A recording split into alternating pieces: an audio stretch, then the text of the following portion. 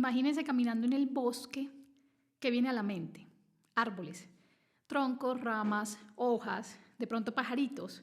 Casi nunca pensamos en las raíces. Pues hace poco me enteré que existe un mundo subterráneo bastante complejo en el que unos hongos llamados micelio forman una especie de micorriza que conectan como una red viva las raíces del 90% de las plantas del planeta Tierra. Y estas conexiones son tan o más complejas que las redes neurales en nuestro cerebro. Se pensó por mucho tiempo que los árboles eran seres solitarios que competían por agua y por la luz del sol, pero nuevas investigaciones forestales han demostrado que los árboles no compiten. Los árboles cooperan, son seres sociales y tienen un lenguaje secreto, se comunican, se transmiten unos a otros sustancias. Hoy sabemos que estos hongos, o esta micorriza, envían a los árboles, a las raíces, agua, nitrógeno, carbono, fósforo, minerales, múltiples nutrientes. Y los árboles, en cambio, les ofrecen azúcar, producto de su fotosíntesis y algunas vitaminas. O sea, hay una simbiosis mutualista gigantesca que se está llevando a cabo debajo de nuestros pies. Pero esta red viva subterránea no solamente intercambia nutrientes, no, han descubierto que hay un orden familiar. Hay árboles madre que nutren a los hijos y que reconocen a árboles de la misma especie o familia por generaciones, que envían señales de alerta en contra de insectos, que nutren a árboles heridos cuando son talados, entre todos los que los rodean lo nutren para que no mueran, que defienden a las plantas de las bajas temperaturas, de los metales pesados y que aumentan la producción de fruto. Esta conexión natural o sobrenatural está al mismísimo nivel de Avatar. ¿Recuerdan esa película de James Cameron? Una de las más taquilleras en la historia del cine. Pues los ecologistas experimentados dicen que así como la resonancia cerebral nos ha ayudado a entender el funcionamiento del cerebro en las últimas décadas, estas redes de hongos nos van a ayudar a entender cómo funcionan los bosques, cómo funciona el planeta. Y esto me llevó a pensar tantas cosas. Sentí por un momento que los árboles estaban más conectados que los humanos. Y me entristecí por nosotros los humanos, pero al mismo tiempo me maravillé con el poder de la conexión de la naturaleza, de la creación. Hace 2 años mi esposo y yo tomamos la decisión de venirnos a vivir a la montaña, lejos del mundanal ruido citadino. Literal estamos empotrados en una alta montaña colombiana, lo suficientemente cerca de nuestros trabajos, lo suficientemente lejos del caos, y creo que ha sido una de las decisiones más sabias que hemos tomado como pareja. Lo primero que notamos es menos infecciones respiratorias en nuestros hijos. Lo segundo, felicidad absoluta de los perros, de nuestros perros. Y lo tercero, una novedosa sensación de calma y de paz mental en nosotros. Esta experiencia personal me llevó a buscar evidencia científica sobre el efecto del contacto con la naturaleza en el ser humano. Y eso es precisamente lo que les voy a compartir hoy.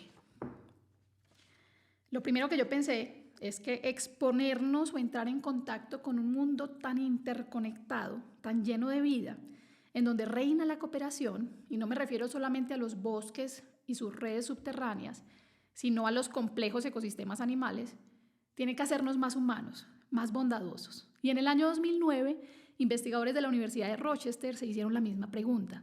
Ellos evaluaron si la inmersión en la naturaleza alteraba las aspiraciones personales y sociales de los participantes. Y adivinen qué encontraron.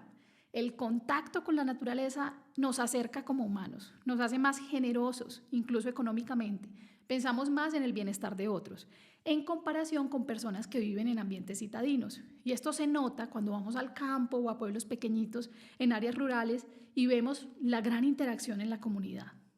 Históricamente nos desconectamos de la naturaleza como humanidad. Esto empezó con el ocio griego, la ambición romana. Luego llegó la era industrial con su destrucción masiva en busca de riquezas y ahora, en este último siglo que estamos en un mundo al revés, recientemente con las redes sociales que nos desconectan de todo y que nos aíslan en un mar de cortisol. Siento que volvimos a la naturaleza como extraños, como desconocidos, como si no compartiéramos el mismo origen, como si nuestra conexión inseparable se hubiera esfumado. Y hoy nos ofrecen ecoterapia o terapia verde, grounding, conexión con la tierra o enraizarse, baños de bosque, Shinrin-yoku, porque los descubrieron en Japón, programas de ejercicio o meditación en la naturaleza, terapia asistida por animales, horticultura, jardinería, y esto nos parece exótico, innovador, extravagante. Todos estos tratamientos que menciono incluyen 2 cosas. La primera es conectar con todos los sentidos y la segunda es no tener prisa. Y esto es algo muy difícil para nuestra generación, que vive en un afán constante y enfermo. La naturaleza no tiene prisa y sin embargo todo lo logra. Su ritmo sabio no fuerza nada. Cuando nosotros logramos conectar en realidad con la naturaleza, los beneficios son incontables, tanto en pacientes o personas sanas como en enfermos. Vamos a empezar por los ambientes hospitalarios. En 1984, en Pensilvania, en Estados Unidos, compararon, y este estudio es clásico, compararon adultos a los que les habían extirpado la vesícula biliar, una colecistectomía. En esta época esa cirugía se hizo abierta, y el posoperatorio lo pasaron en diferentes habitaciones. Comparan al grupo en donde las habitaciones tenían una vista a un jardín a través de la ventana y el otro grupo era uno que tenía una vista hacia un muro de un hospital. Los pacientes que veían la naturaleza duraron menos días hospitalizados, necesitaron menos analgésicos, sintieron menos dolor, tuvieron menos complicaciones posoperatorias y llamaban menos al servicio de enfermería. Así que solo mirar a través de la ventana de un árbol tiene la capacidad de acelerar, facilitar la curación de una herida quirúrgica. Posiblemente estos pacientes no solo veían, sino que también a través de la ventana podrían escuchar a los pajaritos de esos árboles.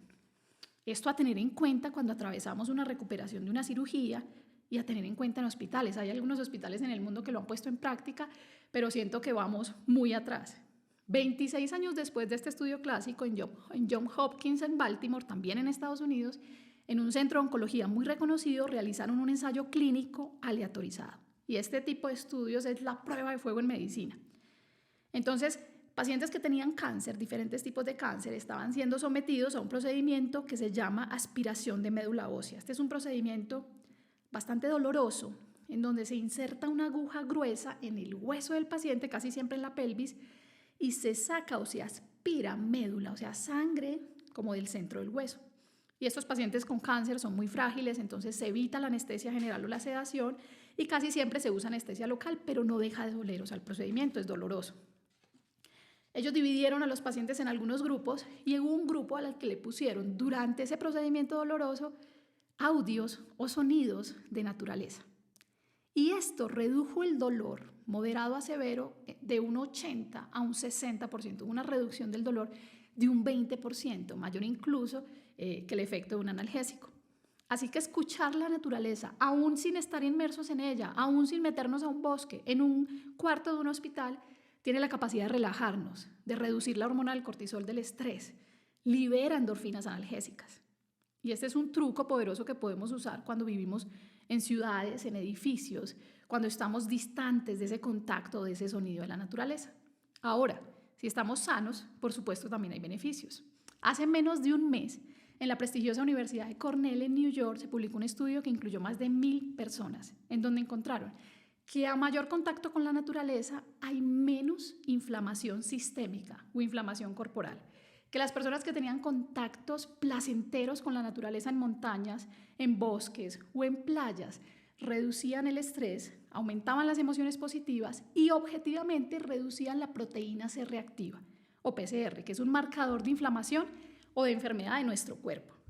Y si eso pasa en nuestro cuerpo, sanamos, ¿qué pasa en nuestro cerebro?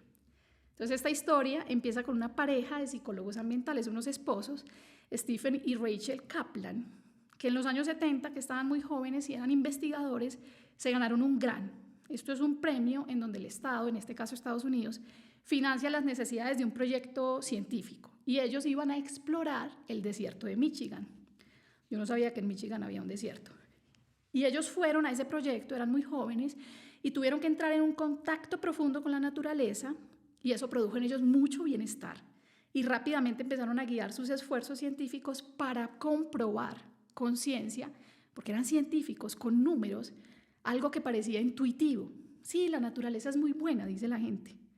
Ellos querían saber si realmente era cierto y especialmente entender los mecanismos, o sea, cómo es que la naturaleza sana.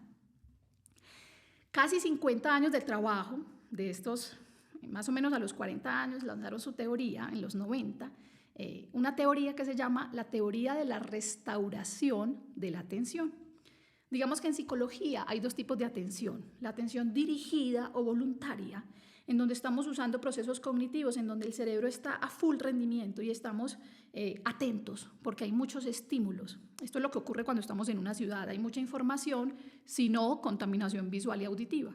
Entonces, el prefrontal, que es nuestra torre de control, está trabajando activamente, eliminando las distracciones. Esto nos pasa cuando estamos en una ciudad grande, cruzamos la calle y tenemos que ver el carro, el peatón, la moto, o si estamos manejando, de pronto pasa el ciclista y tenemos que orillarnos, o incluso cuando estamos en casa con el computador trabajando, llega un mensaje, llega una notificación, tengo que hacer un pago, un cobro, estamos completamente atentos. Esa atención se llama dirigida.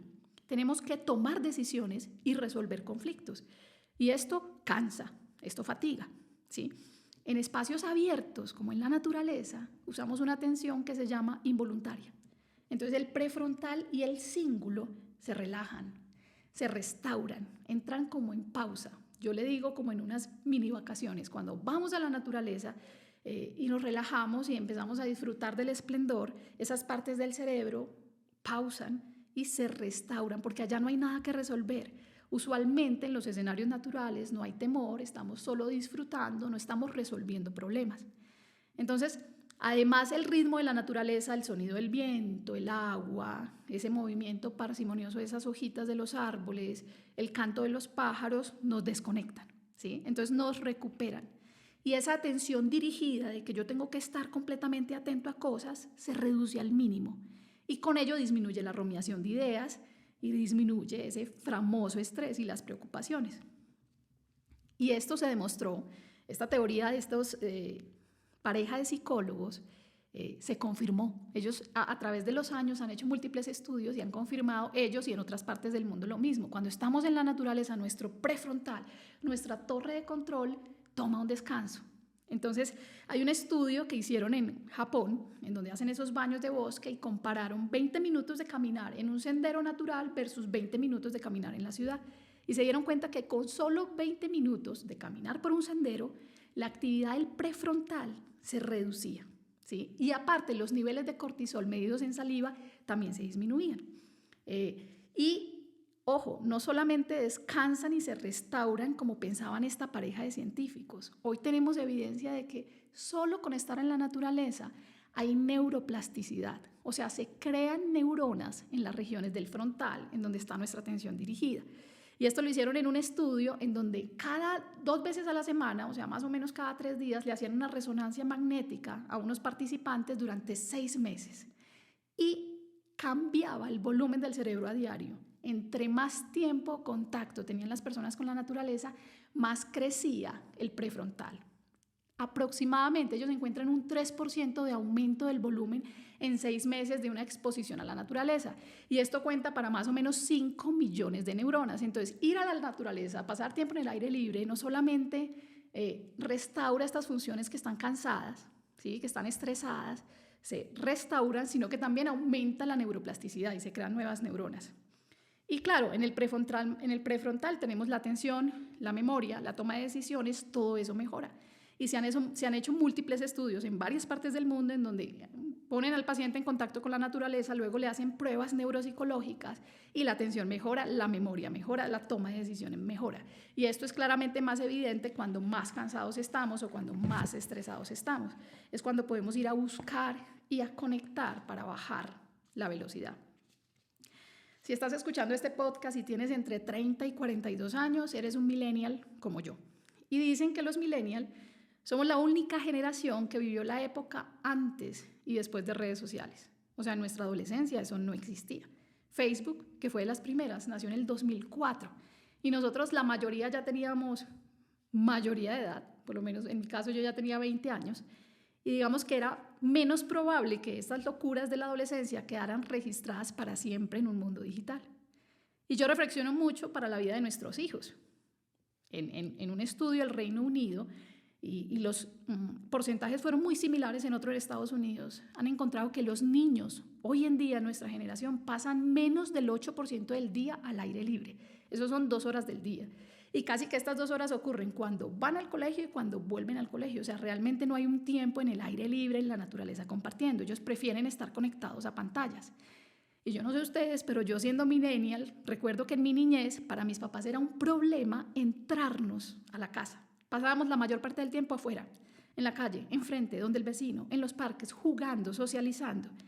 Y yo debo confesar que para mí, y yo no creo que sea la única, es un problema sacar a mis hijos afuera. Requiere un esfuerzo, yo me invento planes novedosos, vamos a hacer un picnic, vamos a explorar, cojo la lupa, pero ellos ejercen resistencia, o sea, nacieron en un mundo de pantallas y nosotros vivimos en medio de la naturaleza y me cuesta ahora una persona que vive en una ciudad. Pues en Dinamarca realizaron un estudio en el 2006 que demostró que los niños que asistían a guarderías, parvularios o estos jardines infantiles en donde pasan sus primeros añitos escolares entre 3, 4 y 5 años, los que asistían a jardines al aire libre, no encerrados, tenían más creatividad. Ellos encuentran que estos niños que estaban al aire libre, el 58% de las veces, casi el 60% de los casos, tenían la capacidad de inventar nuevos juegos, en comparación con un 16% de los niños en espacios cerrados. Entonces la naturaleza no solamente pone a descansar al prefrontal, sino que activa y conecta mejor el cerebro para como incentivar la creatividad. Entonces vamos en que la naturaleza sana, acelera la curación de heridas, disminuye el dolor y la ansiedad en procedimientos médicos, disminuye la inflamación en nuestro cuerpo, nos hace bondadosos, generosos, más humanos, restaura nuestra torre de control prefrontal, potencia estas funciones de atención y memoria y aumenta la creatividad. Todo eso solo con observar y con escuchar. ¿Qué pasa si nos sumergimos más y tocamos la tierra? Y ahí está la jardinería o la horticultura y los cultivos. Hay un estudio, hay muchísima evidencia en este tema, pero hay un estudio que es uno de los más fuertes, que es un estudio australiano, en donde incluyen a más de 2.800 personas en un seguimiento de 16 años, personas mayores, y encuentran, entre varios factores, que uno de los factores más importantes para reducir el riesgo de demencia es hacer jardinería a diario.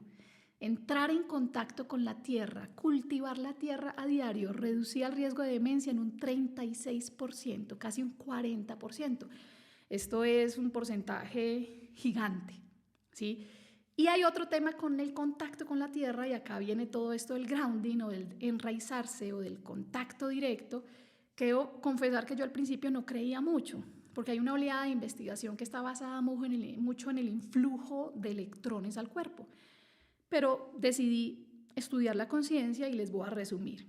Digamos que la teoría es que el planeta Tierra tiene un circuito eléctrico global y desde que empezamos a vivir con calzado que tenía suelas de plástico, y esto es algo relativamente nuevo para la humanidad, pues nosotros nos aislamos de este circuito.